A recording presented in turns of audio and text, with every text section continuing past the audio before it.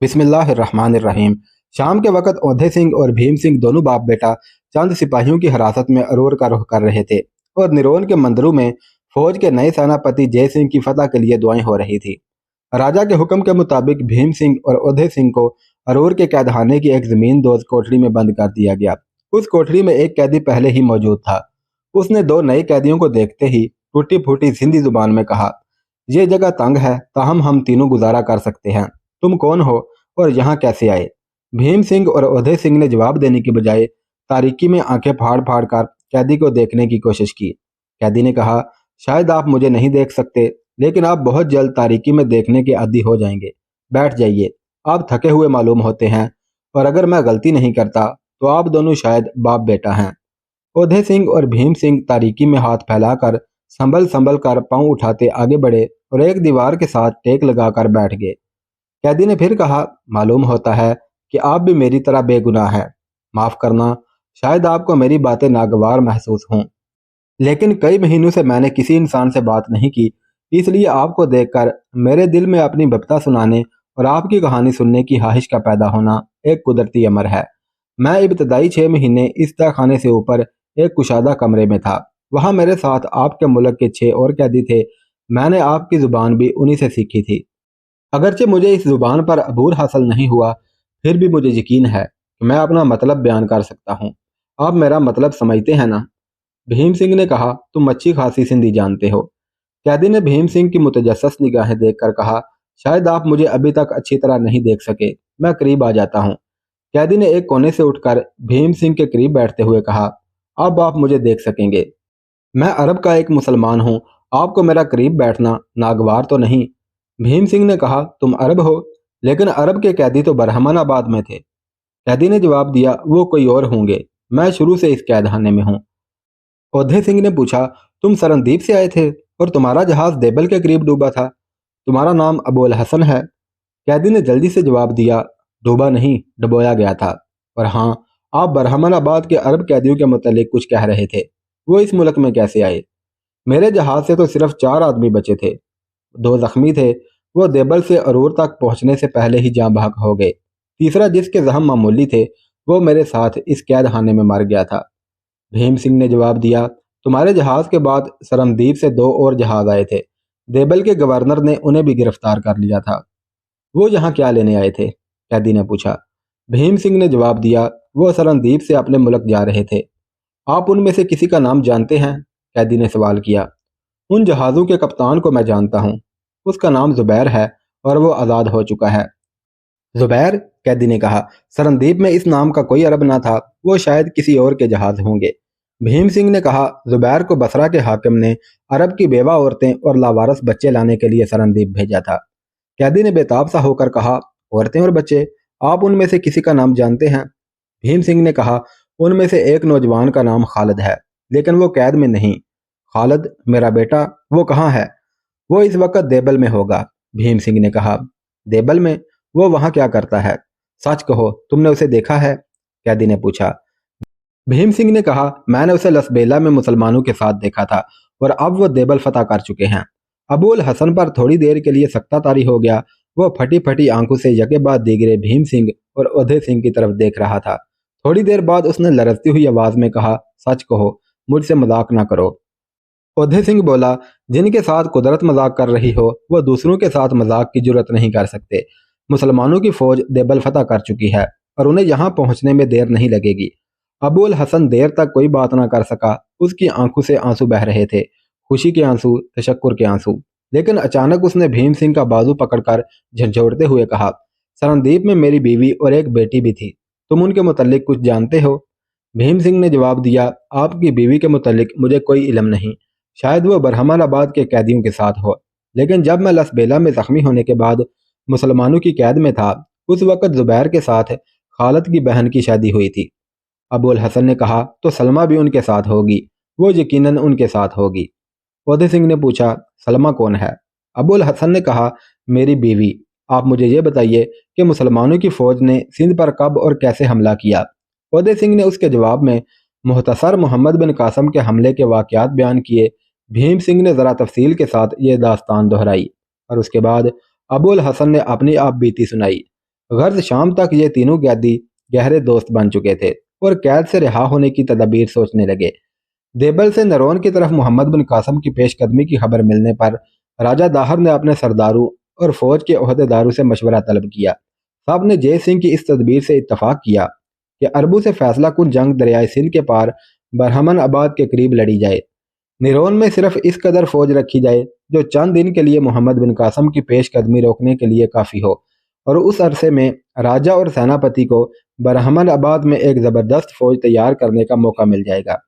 موسم گرما شروع ہو چکا تھا اور راجہ داہر کو یہ بھی توقع تھی کہ طغیانی کے دنوں میں دریائے سندھ کی سرکش موجیں دیکھ کر محمد بن قاسم آگے بڑھنے کی جرت نہیں کرے گا، اور اسے سندھ کے طول و عرض سے نئی افواج فراہم کرنے کے علاوہ ہمسایہ ریاستوں سے مدد حاصل کرنے کا موقع مل جائے گا۔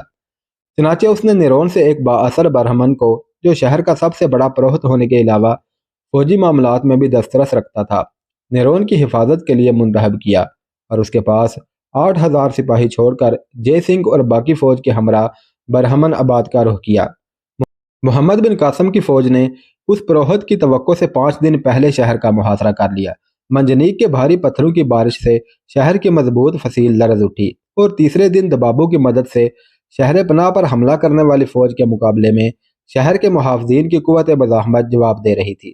شہر کے باشندوں کو احساس ہوا کہ راجہ نے اس پروہت کی فوجی قابلیت کے متعلق غلط اندازہ لگایا تھا۔ چوتھے دن محمد بن قاسم کی فوج شہر پر ایک فیصلہ کن حملے کی تیاری کر رہی تھی کہ شہر کا دروازہ کھلا اور چند پروہت صلح کا جھنڈا لہراتے ہوئے باہر نکلے۔ شہر پر قبضہ کرنے کے بعد محمد بن قاسم نے نیرون کے باشندوں کے ساتھ بھی وہی سلوک کیا جس کی بدولت وہ دیبل کے باشندوں کے قلوب مسحر کر چکا تھا۔ نیرون کا نظم و ضبط ٹھیک کرنے کے بعد محمد بن قاسم نے سیون کا رخ کیا۔ سیون کا گورنر راجہ داہر کا بھتیجا باج رائے تھا، اور شہر کی زیادہ آبادی برہمن پروہتوں اور تاجر پیشہ لوگوں پر مشتمل تھی۔ ایک ہفتے کے محاصرے کے بعد باج رائے رات کے وقت شہر سے بھاگ نکلا اور شہر کے باشندوں نے ہتھیار ڈال دیے۔ سیون کی فتح کے بعد محمد بن قاسم کے بعض آزمودہ سالاروں نے اسے مشورہ دیا کہ اب دریا عبور کر کے برہمن آباد کا رخ کیا جائے تاکہ راجہ کو مزید تیاری کے لیے وقت نہ ملے، لیکن محمد بن قاسم نے جواب دیا کہ دریا کے اس کنارے پر سوستان ایک اہم شہر ہے، اور اس وقت جب کہ راجہ کی تمام کوشش برہمن آباد کا محاذ مضبوط بنانے پر لگی ہوئی ہے، ہم نیرون اور سیون کی طرح سوستان کو بھی نہایت آسانی سے فتح کر سکیں گے۔ اگر ہم دیبل سے براہ راست برہمن آباد کی طرف پیش قدمی کریں تو نیرون اور سیون کی افواج کو اپنے راجہ کے جھنڈے تلے جمع ہونے کا موقع مل جائے گا۔ ہماری فتوحات راجہ کی طاقت میں کمی اور ہماری فوج کی تعداد میں اضافہ کر رہی ہیں۔ مفتوحہ شہروں کی کچھ فوج تتر بتر ہو جاتی ہے، کچھ ہمارے ساتھ مل جاتی ہے، اور باقی تھوڑی بہت جو پسپا ہو کر راجہ کے پاس پہنچتی ہے وہ اپنے ساتھ ایک شکست خوردہ ذہنیت لے کر جاتی ہے، اور وہ فوج جس کے 1% سپاہی شکست خوردہ ذہنیت رکھتے ہوں، خواہ وہ لاکھوں کی تعداد میں ہو، ہمارا مقابلہ نہیں کر سکتی۔ جب ہم سندھ کی حدود میں داخل ہوئے تھے ہماری تعداد 12,000 تھی، اب دیبل اور لسبیلا کے نقصانات کے باوجود ہماری تعداد 20,000 کے لگ بھگ ہے، اور ہمارے سندھی ساتھیوں نے یہ ثابت کر دکھایا ہے کہ ان کی تلواریں جو حق کے مقابلے میں کند ثابت ہوئیں، باطل کے مقابلے میں کافی تیز ہیں۔ محمد بن قاسم کے دلائل سن کر فوج کے تمام عہدیدار اس کے خم خیال ہو گئے۔ باج رائے سیون سے فرار ہو کر سوستان میں جاٹو کے راجہ کاکا کے پاس پناہ لے چکا تھا۔ راجہ کاکا راجہ داہر کا زبردست خلیف تھا، اس کی شجاعت کی داستانیں سندھ کے طول و عرض میں مشہور تھیں۔ تاہم دیبل، نیرون اور سیون میں محمد بن قاسم کی شاندار فتوحات نے اسے کسی حد تک خوفزدہ کر دیا تھا۔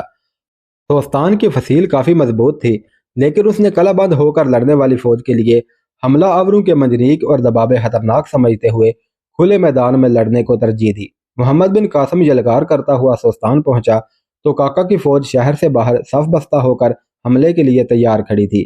کاکا نے شجاعت سے زیادہ اپنے جوشیلے پن اور جلد بازی کا ثبوت دیا، اور محمد بن قاسم کو جنگ کی تیاری کا موقع دینا مناسب نہ سمجھتے ہوئے اچانک حملہ کر دیا۔ محمد بن قاسم نے حملے کی شدت دیکھ کر قلب کے لشکر کو پیچھے ہٹنے کا حکم دیا۔ کاکا کی فوج اس جنگی چال کو نہ سمجھ سکی اور وہ فتح سے پر امید ہو کر دیوانہ وار لڑتی ہوئی آگے بڑھنے لگی۔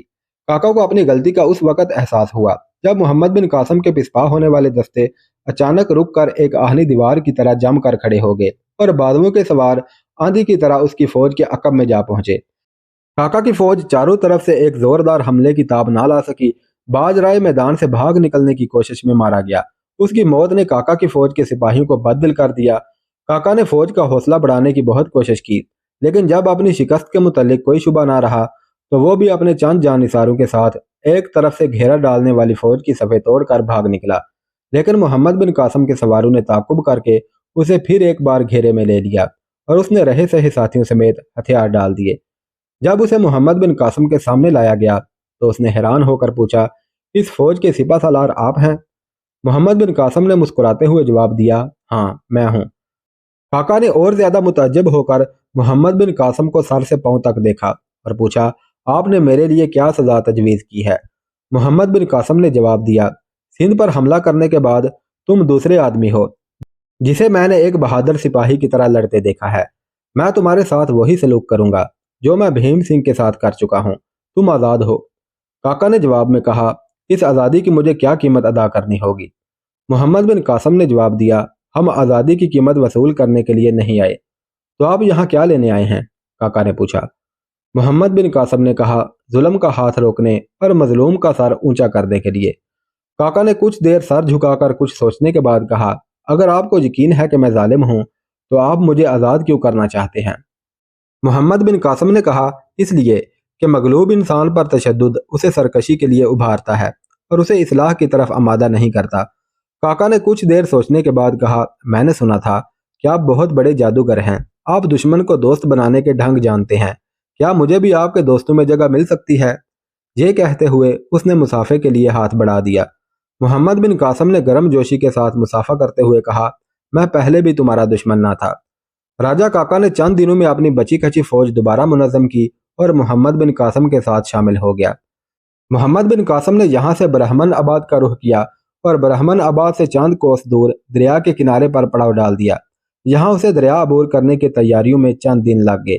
इस मरहले पर साद यानी गंगू उसके लिए एक बहुत बड़ा मददगार साबित हुआ। उसके साथ ही दरिया के किनारे दूर तक माही गिरों की बस्तियों में सिंध के नजात दहिंदा की आमद का पैगाम लेकर पहुंचे और चंद दिनों में कई मलाह अपनी कश्तियों समेत मोहम्मद बिन कासम की अयानत के लिए आ जमा हुए। लेकिन दरिया अबूर करने से पहले मोहम्मद बिन कासम के घोड़ों में एक वबा फूट निकली और चंद दिनों में घोड़ों की एक खासी तादाद हलाक हो गई। हिजाज बिन यूसुफ ने यह खबर सुनते ही बसरा से 2000 ऊँटों पर सिरका लाद कर भेज दिया और यह सिरका इस खतरनाक बीमारी के लिए मुफीद साबित हुआ। जून 713 हिजरी में मोहम्मद बिन कासम ने किसी मुज़ाहमत का सामना किए बगैर दरियाई सिंध अबूर कर लिया। राजा दाहर करीबन 200 हाथियों के अलावा अपनी फौज में 50,000 सवारों और कई पैदल दस्तों का इजाफा कर चुका था। जून के आखिरी दिनों में दरिया जोरों पर था और यह उम्मीद न थी कि मोहम्मद बिन कासम उसे अबूर करने में इस कदर मुस्तअदी से काम लेगा। उसने अपने लश्कर को फौरन पेशकदमी का हुक्म दिया और मोहम्मद बिन कासम के मुस्तकर से 2 कोस के फासले पर पड़ाव डाल दिया। चंद दिन दोनों अफवाज के गश्ती दस्तों के दरमियान मामूली झड़पें होती रही। बिल आखिर एक शाम मोहम्मद बिन कासम ने एक फैसला कुन जंग लड़ने का फैसला किया। रात के वक्त इशा की नमाज के बाद उसने मशअल की रोशनी में अपनी बीवी के नाम एक हाथ लिखकर कासद के हवाले किया, रफ़ीक हयात, खुदा तुम्हें एक मुजाहिद की बीवी का अज़म और हौसला अता करे। मैं सुबह दुश्मन की बेशुमार फौज के साथ एक फैसला कुन जंग लड़ने जा रहा हूँ और यह मकतूब तुम्हारे हाथों तक पहुँचने से पहले सिंध की किस्मत का फैसला हो चुका होगा। मेरा दिल गवाही देता है कि खुदा मुझे फतह देगा। मुझे अपने सिपाहियों पर नाज है और इन सिपाहियों से ज्यादा अरब की उन माओं पे नाज है जिनका दूध उनकी रगों में खून बनकर दौड़ रहा है, जिन्होंने उन्हें बचपन में लोरियां देते वक्त बदरो हुनैन की दास्तानें सुनाई। मुझे उन बीवियों पर नाज है जिनके फर्ज शनासी ने उनके शोहरों को गाजियों की जिंदगी और शहीदों की मौत की तमन्ना करना सिखाया है, जिनकी मोहब्बत ने उनके पाँव में जंजीरें पहनाने की बजाय उन्हें तस्हीर आलम का सबक दिया है। और मुझे इत्मीनान है कि जब तक उन मुजाहिदों की रगों से खून का आखिरी कतरा नहीं बह जाता, ये इस्लाम का झंडा सिरनगू ना होने देंगे। तुम्हारी और अम्मा जान की जुदाई से कभी परेशान नहीं हुआ, मैं तुम्हारी याद से भी गाफिल नहीं, लेकिन जब मैं अपने साथ हजारों उन नौजवानों को देखता हूँ जो खुदा की राह में सब्र और शुक्र के साथ अपनी बीवियों, माओं और दूसरे अजीज़ों की जुदाई बर्दाश्त कर रहे हैं, तो मुझे इस बात से बड़ी खुशी होती है कि मैं भी उनमें से एक हूँ। पिछली जंगों में जो नौजवान शहीद हो चुके हैं उनमें से बाज़ की माओं ने मुझसे खत लिखकर ये पूछा है कि उनके बेटों का खून एड़ियों पर तो नहीं गिरा, और अगर मैं शहीद हो जाऊं तो मुझे तवक्को है कि मेरी माँ भी मेरे साथियों से यही सवाल पूछेगी। मैं तुमसे वादा कर चुका हूँ कि जब तक बेवा औरतें और यतीम बच्चे रिहा ना होंगे मैं अपनी रफ्तार सुस्त ना होने दूंगा और मैं ये वादा पूरा करके रहूँगा। اور تم مجھ سے وعدہ کر چکی ہو کہ تم میری شہادت پر آنسو نہیں بہاؤ گی۔ تم بھی اپنا وعدہ پورا کرنا۔ امی جان سے میرا مودبانہ سلام کہنا۔ میں ان کے نام ایک علیحدہ خط لکھ رہا ہوں۔ تمہارا محمد۔ دوسرا خط ماں کو لکھنے کے بعد محمد بن قاسم میدان جنگ کا نقشہ دیکھنے میں مصروف ہو گیا۔ صبح کی نماز کے بعد مسلمانوں کی فوج کیل کانٹے سے لیس ہو کر صفوں میں کھڑی ہو گئی۔ محمد بن قاسم نے گھوڑے پر سوار ہو کر ایک پرجوش تقریر کی۔ اللہ تعالیٰ اور رسول اللہ صلی اللہ علیہ وسلم کے سپاہیوں، آج تمہاری شجاعت، تمہارے ایمان اور تمہارے اثار کے امتحان کا دن ہے۔ دشمن کی تعداد سے نہ گھبرانا۔ تاریخ شاہد ہے کہ کفر اسلام کے تمام گزشتہ معرکوں میں باطل کے علمدار حق پرستوں کے مقابلے میں زیادہ تھے، اور حق پرستوں نے ہمیشہ یہ ثابت کیا کہ فوج کی طاقت کا راز افراد کی تعداد میں نہیں بلکہ ان کے ایمان کی پختگی اور ان کے مقاصد کی بلندی میں ہے۔ ہماری جنگ کسی قوم کے خلاف نہیں، کسی ملک کے خلاف نہیں، بلکہ دنیا کے تمام ان سرکش انسانوں کے خلاف ہے جو خدا کی زمین پر فساد پھیلاتے ہیں۔ ہم روئے زمین پر اپنی حکومت نہیں بلکہ خدا کی حکومت چاہتے ہیں۔ ہم اپنی سلامتی اور اپنے ساتھ دنیا کے تمام انسانوں کی سلامتی چاہتے ہیں، اور خدا کی زمین پر سلامتی کا راستہ صرف اسلام ہے۔ یہ وہ دین ہے جو دنیا سے آقا اور غلام، گورے اور کالے، عربی اور عجمی کی تمیز مٹا دیتا ہے۔ ہمارا مقصد اس دین کی فتح ہے، اور اس مقصد کے لیے جینا اور مرنا دنیا کی سب سے بڑی سعادت ہے۔ ہمارے آباء و اجداد اس مقصد کے لیے لڑے۔ خدا نے ان کی مٹھی بھر جماعت کے سامنے دنیا کے بڑے بڑے جابر اور قاہر شہنشاہوں کی گردنیں جھکا دی۔ عرب کے شاہ سواروں، تمہیں اپنے مقدر پر فخر کرنا چاہیے کہ خدا نے اپنے دین کی اشاعت کے لیے تمہیں منتخب کیا۔ تم نے خدا کی راہ میں سر دھڑ کی بازی لگائی، اور خدا نے تمہیں ارض و سما کی نعمتوں سے مالا مال کر دیا۔ وہ وقت یاد کرو جب خدا نے اپنے 313 بے سر و سامان بندوں کو بہترین ہتھیاروں سے مسلح لشکر پر فتح دی تھی۔ قادسیہ، یرموک اور اجنا دین کے میدانوں میں حق کی ایک تلوار کے مقابلے میں باطل کی 10 اور بعض اوقات اس سے بھی زیادہ تلواریں بے نیام ہوئیں، لیکن خدا نے ہمیشہ حق پرستوں کو فتح دی۔ خدا آج بھی تمہاری مدد کرے گا، لیکن یاد رکھو قدرت کے فیصلے اٹل ہیں۔ قدرت صرف ان کی مدد کرتی ہے جو اپنی مدد آپ کرتے ہیں۔ تم اپنے فرائض سے عہدہ برا ہوئے بغیر خدا کے انعامات کے مستحق نہیں ہو سکتے۔ قدرت کا دست شفقت صرف ان کی طرف دراز ہوتا ہے جو تیروں کی بارش میں سینہ سپر ہوتے ہیں اور جو خندقوں کو اپنی لاشوں سے پاٹتے ہیں۔ قدرت کے انعامات صرف ان اقوام کے لیے ہیں جن کی تاریخ کا ہر صفحہ شہیدوں کے خون سے رنگین ہے۔ یاد رکھو بنی اسرائیل بھی خدا کی لاڈلی امت تھی، لیکن جب وہ راہ حق میں جہاد کی ذمہ داری خدا اور اس کے پیغمبر کو سونپ کر آرام سے بیٹھ گئے تو قدرت نے انہیں دھتکار دیا، اور انہیں آج اس زمین پر جائے پناہ نہیں ملتی جس پر کسی زمانے میں ان کے اقبال کے پرچم لہراتے تھے۔ خدا وہ دن نہ لائے کہ تم بھی بنی اسرائیل کی طرح اپنی کتاب زندگی سے جہاد کا باب خارج کر دو۔ میرے دوستوں اور بھائیوں، آج تمہارے لیے ایک سخت آزمائش کا دن ہے۔ تمہیں بدر و حنین کے مجاہدوں کی سنت ادا کرنی ہے، تمہیں قادسیہ اور یرموک کے شہیدوں کے نقش قدم پر چل کر دکھانا ہے۔ میرا ایمان ہے کہ آج کے دن فتح کے لیے خدا نے جس جماعت کو منتخب کیا ہے وہ تم ہو۔ مجھے یقین ہے کہ حق کی تلواروں کے سامنے سندھ کا لوہا روم و ایران کے لوہے کے مقابلے میں سخت ثابت نہ ہوگا۔ ظالم لوگ کبھی بہادر نہیں ہوتے، لیکن میں پھر ایک بار تمہیں یہ ہدایت کرتا ہوں کہ حق کی راہ کو کفر کے کانٹوں سے پاک کرتے وقت یہ خیال رکھنا کہ تم کوئی مہکتا ہوا پھول اپنے پاؤں سے نہ مسل ڈالو، گرے ہوئے دشمن پر وار نہ کرنا، عورتوں، بچوں اور بوڑھوں پر تمہارا ہاتھ نہ اٹھے۔ میں جانتا ہوں کہ سندھ کے راجا نے عرب عورتوں اور بچوں کے ساتھ بہت برا سلوک کیا ہے، پر مجھے ڈر ہے کہ انتقام کا جذبہ تمہیں کہیں ظلم پر آمادہ نہ کرے۔ خدا کے قانون میں توبہ کرنے والوں کے لیے ہر وقت رحم کی گنجائش ہے۔ دشمن کو مغلوب کرو اور اس پر یہ ثابت کر دو کہ ہماری غیرت خدا کی غیرت ہے اور ہماری تلوار خدا کی تلوار ہے۔ لیکن جب وہ اپنی شکست کا اعتراف کرے اور تم سے پناہ مانگے تو اسے اٹھا کر گلے لگا لو اور کہو کہ اسلام کی رحمت کا دروازہ کسی کے لیے بند نہیں۔ تم جانتے ہو کہ اس دنیا میں کسی کو اتنا نہیں ستایا گیا جس قدر کفار مکہ نے پیغمبر اسلام صلی اللہ علیہ وسلم کو ستایا تھا۔ ظلم کے ترکش میں کوئی ایسا تیر نہ تھا جس سے ان کے مقدس جسم کو مجروح کرنے کی کوشش نہ کی گئی۔ رحمت للعالمین کی آنکھوں کے سامنے ان کے جانثاروں کے سینوں پر جلتے ہوئے پتھر رکھے گئے، اور جب آپ نے ہجرت کی تو ظالموں نے آپ کا پیچھا نہ چھوڑا۔ مدینہ کی جنگوں میں آپ کے کئی جانثار شہید ہوئے، لیکن فتح مکہ کے بعد اپنے دشمنوں کے ساتھ جو سلوک حضور پر نور صلی اللہ علیہ وسلم نے کیا اس کی مثال دنیا کی تاریخ میں نہیں ملتی، اور یہ اسی نیک سلوک کا نتیجہ تھا کہ آپ کے بدترین دشمن آپ کے بہترین جانثار بن گئے۔ آج ترکستان اور افریقہ میں ہر اس ملک کے باشندے جو کسی زمانے میں ہمارے خلاف نبرد آزما ہوئے تھے، اسلام کی فتح کے لیے ہمارے دوش بدوش لڑ رہے ہیں۔ یہ کون کہہ سکتا ہے کہ یہ سندھ بلکہ یہ سارا ہندوستان کسی دن ایران، شام اور مصر کی طرح دین حق کی فتح کے لیے ہمارا ساتھ نہیں دے گا؟ میرے دوستو، آج تمہاری منزل برہمن آباد ہے، آؤ ہم فتح کے لیے دعا کریں۔